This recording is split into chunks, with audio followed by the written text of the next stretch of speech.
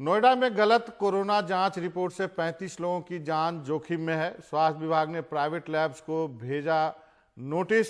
एक के खिलाफ एफआईआर भी दर्ज कराई गई है। नोएडा के एक कोविड अस्पताल में 35 ऐसे लोग हैं जिन्हें कोरोना नहीं है, लेकिन उसके बावजूद महज प्राइवेट लैब की लापरवाही के चलते उन्हें 3 दिन अस्पताल के कोविड वार्ड में कोरोना मरीजों के साथ रहना पड़ा। देखिए, हमने हर एक लैब से कह दिया है कि प्रॉपर आईसीएमआर की गाइडलाइन से सैंपलिंग करिए। आईसीएमआर की गाइडलाइन से ही उसको आगे चेक करा के हम लोग उसको मान लें जो आईसीएमआर से रजिस्टर है। सर, एक आखिरी सवाल, जो ये लैब जिनके आपने नाम बताए, जिनसे सैंपल लिए गए, ये सभी इनके पास किसी की तरह की परमिशन नहीं कोविड-19 का टेस्ट करने की? आईसीएमआर से रजिस्टर्ड नहीं थे ये लोग जी।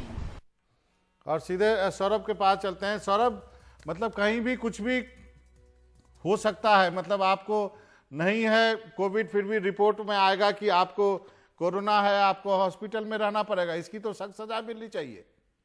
बिल्कुल बाबा, ये लोग अब ये पूरा एक रैकेट चल रहा है। किस तरीके से लोगों को, अगर इस समय वायरल भी हो रहा है तो लोगों को ये लग रहा है कि कोरोना हो रहा है, तो ऐसे में जाहिर सी बात है कि कुछ प्राइवेट लैब्स को आईसीएमआर ने रजिस्टर करके इजाजत दी कि आप सैंपल ले सकते हैं। पर इसके अलावा भी लोगों को जानकारी ना होने के कारण कुछ ऐसे बहुत सारे प्राइवेट लैब्स हैं जो रजिस्टर्ड नहीं है और वो सैंपल ले लेते हैं। तो नोएडा में मामला सामने आया है कि तकरीबन 35 लोगों को जब ऐसे कुछ फीवर्स थे पिछले एक हफ्ते में, तो उन्होंने कुछ प्राइवेट लैब्स को संपर्क किया, जिसमें स्टार हेल्थ, मॉडर्न, ये कई नाम सामने आए हैं। बाबा, इन्होंने सैंपल लिया और उनका टेस्ट करके इनका रिपोर्ट बताया कि आप पॉजिटिव हैं। और फिर जैसे ही पॉजिटिव अगर रिपोर्ट होती है किसी की भी नोएडा में, तो उनको सरकारी अस्पताल में भर्ती कर लिया जाता है। तो सोचिए, उनको सरकारी अस्पताल में भर्ती किया गया और उनको कोविड वार्ड में रखा गया, और सरकार ने दोबारा इनका सैंपल सरकारी लैब में भेजा टेस्टिंग के लिए, ये सुनिश्चित करने के लिए कि इनको कंफर्म कोरोना है या नहीं। पर जब उन सरकारी लैब से रिजल्ट आया तो वो नेगेटिव था। यानी लगभग 2 दिन तक इन 35 मरीजों को कोरोना वार्ड में कोरोना के मरीजों के साथ रहना पड़ा। तो सबसे बड़ी तो समझ लीजिए कि ये 35 लोगों को जान से एक तरीके से उनको कोरोना के लिए बिल्कुल आगे कर दिया गया। उनको 2 दिन रहना पड़ा, और जब बाद में रिपोर्ट आई तो रिपोर्ट नेगेटिव आई। इसके बाद इन जो प्राइवेट लैब्स हैं इनके खिलाफ एक जांच इंक्वायरी बिठाई गई है और एक लैब के अगेंस्ट मुकदमा भी दर्ज कर लिया गया है।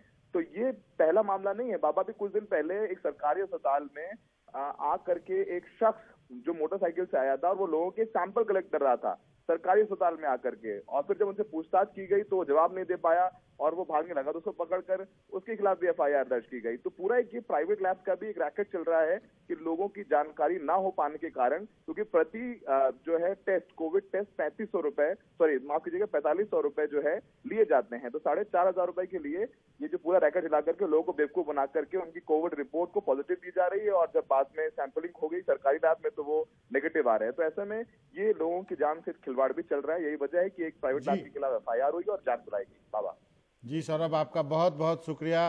तो आपने देखा कि किस तरह लोगों की घबराहट या लोग जो चिंतित हो रहे हैं, बहुत ज़्यादा नर्वसनेस, उसका जो फ़ायदा उठा रही है ये प्राइवेट लैब।